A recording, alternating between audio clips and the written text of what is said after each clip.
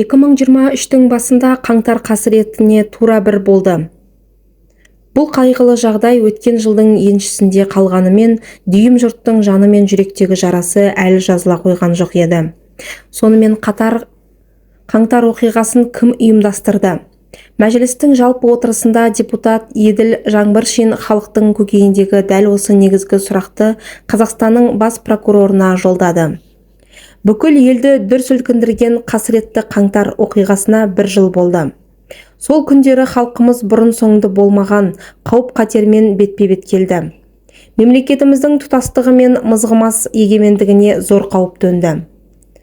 Қаңтар күндері тәуелсіздіктің қадір-қасиетін, тыныштық пен бейбітшілік қаншалықты маңызды екенін жан жүрегімізбен сезіндік. Сонымен мұны ұйымдастырған кімдер? Өйткені барлық өңірде бір мезгілде толқулар басталды және қаскөйлердің негізгі мақсаты не болды, деді Еділ Жаңбыршин. Депутаттың бұл сұрағына еліміздің бас прокуроры Берік Асылов та еш іркілместен жауап берді. Оның айтуынша, қаңтар оқиғасының негізгі ұйымдастырушысы бұрынғы төраға Кәрім Мәсімов екенін айтты. Берік Асылов қаңтар оқиғасын мемлекеттік төңкеріс жасауға әрекет деп атаған еді. Мәсімовтің тапсырмасы бойынша Алматы қаласы департаментінің жеке құрамы жұмыс орындарын тастап кеткен. Сондай-ақ басшылықтың нұсқауы бойынша Алматы облысының полиция департаменттері өз ғимараттарын тастап кетті. Әрине, турасын айту керек, осы басшылар әлсіздік танытты. Бұл өз кезегінде жеке құрамның рухын түсірді. Соның салдарынан тәртіпсіздіктің жолын кесу бойынша шаралар уақытылы қабылданған жоқ. Нәтижесінде Алматы мен Талдықорған 2 күн бойы қарулы содырлардың билігінде болды, деді Қазақстан Республикасының бас прокуроры. Берік Асылов дәл осы мәлімдемесінде шабуылдық тойтару кезінде төтенше жағдай мен антитеррористік операция барысында 238 адам қайтыс болғанын айтты. Ал биыл наурыздың 19 күні Қазақстанда кезектен тыс мәжіліс сайлауы өтті. Бірақ ант беру рәсімінде халық қалаулылары қатты қобалжығаны әлі елдің есінде.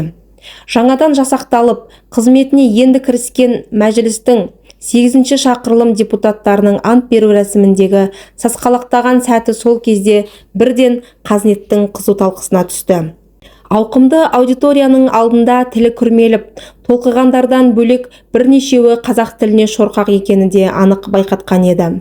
Ал алғашқыда қалың көпшілікке айтыскер ретінде танылып, биыл наурыз айында мәжіліс депутаты атанған Ринат Зайытов ант беру рәсімінде қобалжыған әріптестерін басында ақтаған сыңай танытып, кейін шындығын айтқандай болды. Ант берген депутаттың барлығы ел алдында сөйлеп үйреніп қалған адамдар емес қой. Әртүрлі саланың мамандары, әркімнің жаттауына, қабылдауына байланысты шығар. Сосын жасыратыны жоқ, кейбір сөйлемдері орыс тілінен аударылған ба, кішкене сөйлемнің құрылымы дұрыс емес. Шынын айтайын, ант берген жердің аурасы ауыр болады. Қобалжыдым деген өтіріктен аулақпын. Өйткені әу баста келгеннен бері мойнымда жауапкершілік бар, ұятқа қалмау бар. Иә, ант қабылдауға барлығымыз үлкен жауапкершілікпен қарадық. Іште қобалжу болуы мүмкін. Болуы да заңдылық қой енді. Бүкіл елдің алдында ант берейін деп тұрсың. Қобалжу деген тек сол антқа дайындығыңның деңгейі шығар. Антты серьезна қабылдамайтын депутаттар да бар шығар, білмеймін, деді Ринат Зайытов. Бірақ депутат атанған Зайытов оппозициялық саясаткерлерге жақпай қалған сияқты. Қоғам қайраткері, журналист әрі марқұм Алтынбек Сәрсенбайұлының туған ағасы Рысбек Сәрсенбайұлының айтуынша, наурызда тағайындалған мәжіліс депутаттарының басым бөлігі нағыз халық қалаулысы болатын адамдар емес. Мәселен, бұл тізімде айтыскер ақын Ринат Зайытов та бар екен. Көпшілікке танымал ақын Ринат Зайытов туралы қазір әртүрлі пікір айтады. Ринаттың парламентке барғаннан кейінгі айтып жатқан сөздеріне қарап, бұрын оның сөзіне сенген адамдар қазір қатты ренжулі. Оппозициялық саясаткер бізге берген бұл сұхбатында биыл депутат атанған Ардақ Назаровтан да аса қатты үміт күтпейтінін ашық айтқан еді. Ардақ Назаров туралы тіпті ештеңе айтқым келмейді. Ол мен сөз ететін тұлға емес. Егер ол бір керемет тұлға болып, қайраткер болып жатса, о бәрекелді. Міне осындай деп айтуға болар еді. Оның парламент табалдырығын алғаш аттағаннан сәтінен бастап, журналистерге қайтарған жауабынан ақ халық көріп, әркім өзі ой түйіп, бағасын беріп жатыр ғой. Соның өзі жеткілікті шығар, деді қоғам қайраткері. 2023 жылы есте қалған тағы бір шулы оқиға жұмыссыз қалған жаңа өзендіктер жайлы. Мұнайшылардың бұл мәселесіне жергілікті билік назар аудармаған соң, олар Астанаға арнайы барып, өз талап тілегін айтып, ереуілге шыққан еді. Құзырлы орган өкілдері жаңа өзендік жігіттердің бұл наразылық шарасы рұқсат етілмеген екенін айтып, Астанадағы тәртіп сақшылары жұмыс талап еткен. Мұнайшыларды күштеп ұстап, арнайы көлікке тиеп, полиция басқармасына жеткізген. Ал бас прокуратура өкілі Жандос Өмірәлиев заңсыз митинг өткізген мұнайшыларға қатысты мынадай мәлімдеме жасаған еді. Ішкі істер органдарының өкілдері қоғамдық тәртіпті сақтау мақсатында, әкімшілік құқық бұзушылықты алдын алу мақсатында осы заңсыз жиналысқа қатысушыларды ішкі істер органдарына жеткізген болатын. Оның нәтижесімен тиісті профилактикалық жұмыс жүргізілді. Қазіргі таңда барлық жұмысшылар өздерінің қаласына қайтарылды.